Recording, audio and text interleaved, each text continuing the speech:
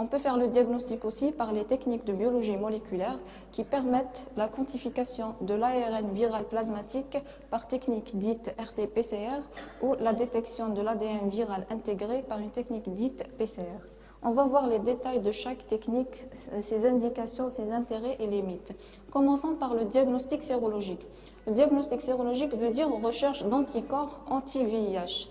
Donc, on va commencer par les tests de dépistage. Il faut 2 tests de dépistage différents. 2 tests parce que l'infection par le VIH n'est pas une infection comme les autres. C'est une infection, donc rendre un résultat positif ou négatif est une grande responsabilité. Donc, c'est pour cela qu'on doit effectuer 2 tests de dépistage différents. Et les réactifs utilisés doivent être mixtes. Mixtes, on a dit qu'il y a 2 variétés, VIH1 et VIH2. Donc les réactifs doivent être capables de détecter les 2 anticorps en même temps, anti-VIH1 et anti-VIH2. Donc c'est les tests de dépistage. On a un test dit ELISA, on a les tests d'agglutination et on a les tests rapides. Il faut savoir que pour l'ELISA, il y a plusieurs concepts, ELISA indirect, sandwich et compétition. On va voir le principe de l'ELISA. Donc, on doit utiliser une microplaque, on la voit ici. Cette microplaque contient des cupules ou des puits. Chaque cupule est utilisée pour tester un sérum d'un malade. Donc là, on est en train de tester plusieurs sérums de plusieurs malades à la fois. Donc, on a au fond de chaque puits un antigène viral adsorbé. On ajoute le diluant, on incube pour quelques minutes, on fait un lavage. Ensuite, on ajoute le sérum par des pipettes, le sérum du malade, à la recherche d'anticorps. S'il y a anticorps, donc il y a reconnaissance, il y a une interaction antigène-anticorps. On incube quelques minutes, on fait un lavage. On doit révéler cette interaction antigène-anticorps par l'ajout d'un substrat et une enzyme. Une réaction positive se traduit par une réaction colorimétrique. Cette réaction colorimétrique doit être mesurée par un appareil appelé spectrophotomètre. Donc on voit ici, les cupules jaunes correspondent à des résultats positifs, à une réaction positive. Les cupules qui sont restées transparentes correspondent à des résultats négatifs. Donc, deuxième test qui permet le dépistage, on a le test d'agglutination. Donc, c'est une agglutination passive de particules sensibilisées par l'antigène VIH1. Donc, dans ce cas, elle est monospécifique ou sensibilisée par antigène VIH1 et antigène VIH2. Donc, elle est dite mixte. C'est un test semi-rapide, mais il doit être fait en association avec un autre test. On a aussi les tests rapides dits dot blot basés sur l'immunofixation sur une membrane de nitrocellulose. C'est un test simple à l'emploi. Après le dépistage, tout résultat positif doit être confirmé par ce qu'on appelle le Western blot. Donc, tout ELISA positif nécessite une confirmation. Donc, le principe de ce test, donc on a là le virus. Les protéines constituées de protéines virales. Ces protéines virales sont dissociées et purifiées et sont transférées sur une bande. Après, on met en contact le sérum du malade avec cette bande et toute interaction antigène-anticorps permet de visualiser une bande. Donc, ce test doit être réalisé dans des conditions satisfaisantes pour passer à l'interprétation des résultats. Donc, pour l'interprétation des résultats, selon l'OMS, il faut au minimum des anticorps dirigés contre les produits de 2 gènes, incluant obligatoirement le gène ANV. Donc, on doit avoir des anticorps anti-ANV plus anti-GAG, à titre d'exemple, des anticorps anti-glycoprotéine 41 plus anti-P17 ou anticorps anti-ANV plus anti-POL. Exemple, anti-glycoprotéine 41 et P32. On a ici des exemples de Western blot. Donc, on voit là, donc on doit toujours tester un témoin négatif. Pour cet individu, le premier test était fait, on ne voit aucune bande. Donc, le test est négatif. Un autre test était fait quelques mois après. Donc, on remarque ici la présence de plusieurs bandes. Donc, c'est un résultat positif. On a ici une bande négative, une bande positive. On voit plusieurs bandes qui correspondent aux critères posés par l'OMS. Et on a ici des profils indéterminés. Ils ne répondent pas aux critères de l'OMS.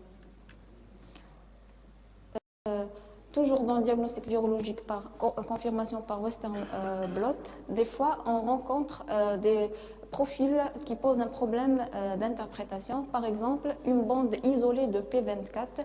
Donc, c'est une réaction non spécifique. On est obligé de demander un second prélèvement pour voir s'il s'agit d'une séroconversion. On donne le temps aux anticorps pour qu'ils apparaissent. S'il y a le même profil, donc on va tester Western blot, on va tester Western blot pour VIH2. Un autre exemple, si on a l'anti-P17 isolé, c'est une réaction non spécifique à considérer VIH négatif. Si on a une bande qui correspond à l'anti-GP 160 isolé, c'est ininterprétable. Toujours, on doit confirmer par un second prélèvement. S'il n'y a pas de changement, donc considéré comme réaction non spécifique. Après le diagnostic sérologique, on a la recherche de l'antigène P24. Donc l'antigène P24, c'est un antigène interne du virus. Donc la recherche de l'antigène interne se fait pendant la première phase de virémie. Cette antigénémie précède la séroconversion, c'est-à-dire que l'antigène P24 apparaît avant l'anticorps.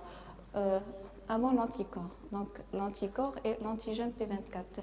Et cette recherche se fait par test ELISA. L'antigénémie P24 est transitoire. Transitoire, ça veut dire qu'elle va disparaître après quelques jours. Donc son intérêt, c'est en cas d'un contact contaminant. On fait donc la recherche de l'antigène P24 chez un patient ayant un contact contaminant. Donc ses limites, elle est de faible sensibilité. Donc, elle est remplacée par la quantification de l'ARN viral. C'est ce qu'on appelle la charge virale. Donc, après l'antigène P24, on a une autre technique de diagnostic, c'est l'isolement du virus par ce qu'on appelle la culture cellulaire. Donc, et pour cela, on doit mettre en co-culture les cellules lymphocytes T du malade avec des cellules T d'un donneur séronégatif. Donc, s'il y a présence de virus, la présence du virus va être détectée par la recherche de l'antigène P24 dans les surnageants de la culture. Généralement, l'isolement se fait entre le 8e et 15e jour et on est obligé de garder la culture jusqu'à 3 semaines. Donc, intérêt de cette technique. Donc, cette technique a un intérêt chez le nouveau-né parce que le nouveau-né, on va voir après, il présente des difficultés par les tests sérologiques et elle a un intérêt aussi pour l'étude et l'analyse de la diversité des souches de VIH et la résistance au traitement antiviral. Limite, c'est une technique lourde et coûteuse et nécessite un laboratoire de virologie équipé de conditions de sécurité. Donc, passons maintenant au diagnostic par biologie moléculaire. Le diagnostic par biologie moléculaire se fait par ce qu'on appelle PCR, ou polymérase chain reaction. Donc, c'est la détection de l'ADN proviral des lymphocytes T circulants.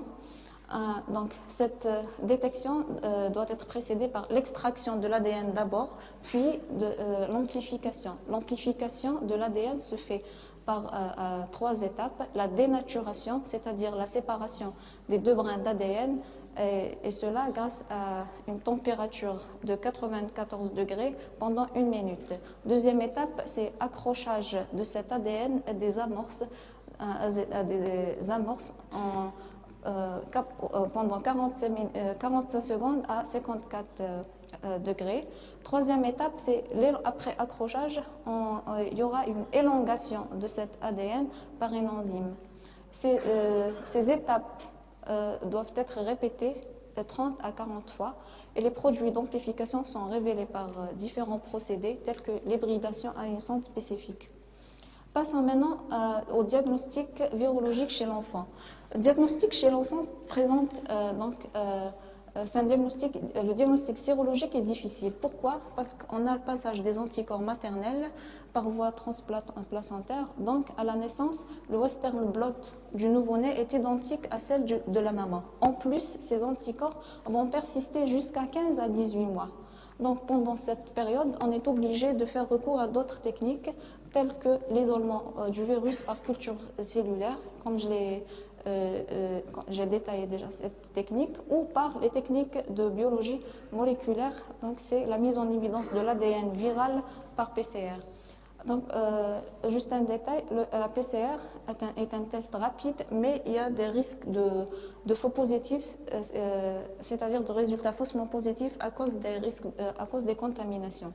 Comment on interprète les résultats chez le nouveau-né? Donc, on dit que l'enfant est infecté si 2 prélèvements successifs reviennent positifs. Ces